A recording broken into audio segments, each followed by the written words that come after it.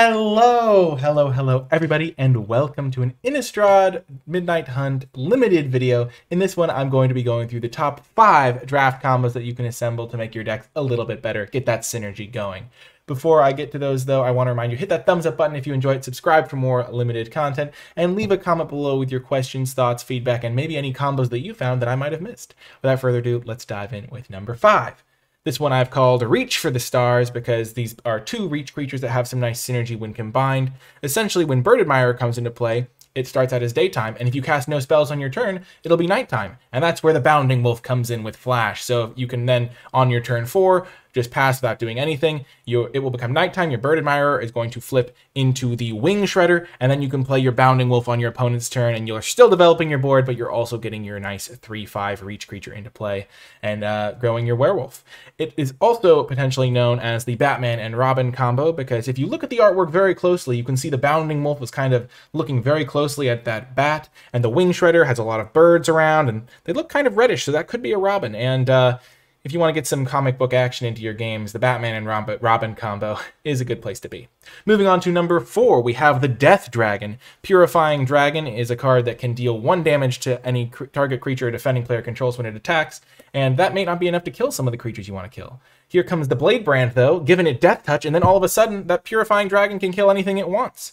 Another combo you can use with it is the Covert Cutpurse, and you just play that after combat and finish off that creature that was dealt that 1 damage. So Purifying Dragon gets a little bit better because all of a sudden it's starting to eat those and burn alive those creatures that are a little bit larger than it normally would be able to. Moving on to the number 3 combo, we have the Price of Betrayal. We've all heard of the Price of Loyalty at this point, but the Price of Betrayal is also quite high because when you are in Arlinn Kord's pack and you betray her, you get eaten alive in some cases. So if you steal your opponent's creature with Pact Betrayal, you can then hit them with it, and then you can cast that Eaten Alive, sacrifice the creature you just took, and kill one of your opponent's other creatures. So that's a really devastating combo. Gets rid of 2 of your opponent's creatures, even hits them for a little bit of extra damage as well. And if you have a wolf or werewolf, you even get 2 scry. So a nice little combo there. There are some other sacrifice outlets if you want. So there's a card like Ecstatic Awakener that can also sacrifice the creature you take, but it doesn't have as much of a little bit of visceral punishment for betraying the pack as the Eaten Alive does. Moving on to the number 2 combo, we have the One Shot. This is the sort of thing that really makes a game of Limited spicy, is when you can kill your opponent in 1 turn potentially. If you have Duelcraft Trainer in play and you're able to trigger the Coven ability, you can give one of your creatures Double Strike, and then if you combine that with Lunar Frenzy for something like X equals 5, you can give a creature +5/+0, first strike trample, and then if that creature also has Double Strike and has some power on its own, like say it's a 3/3, like the Duelcraft Trainer itself, all of a sudden you're dealing 16 to your opponent out of nowhere. And if X is equal to 7 and you have a 3/3, you can deal 20 to them out of nowhere. Or depending on how big your creature is, you could potentially kill your opponent in 1 turn, even if they have 20 life points. It's also pretty cool because if your opponent's tapped out, you can even Lunar Frenzy at sorcery speed just to make sure you can enable Coven. So for example, if you have 2 3-powered creatures and a 2-powered creature, you wouldn't have the Coven to enable the Duelcraft Trainer, but all of a sudden if you use the Lunar Frenzy, you have that flexibility with what you use the X to be, where you can make X whatever you need to be to get your Coven enabled so that all of a sudden you can hit them for a massive amount of damage with that Double Strike. If you aren't able to get 2 uncommons, you could even just settle for something like a Stolen Vitality to give +3/+1 in trample, but obviously we want to go for the full 1-shot potential when we can.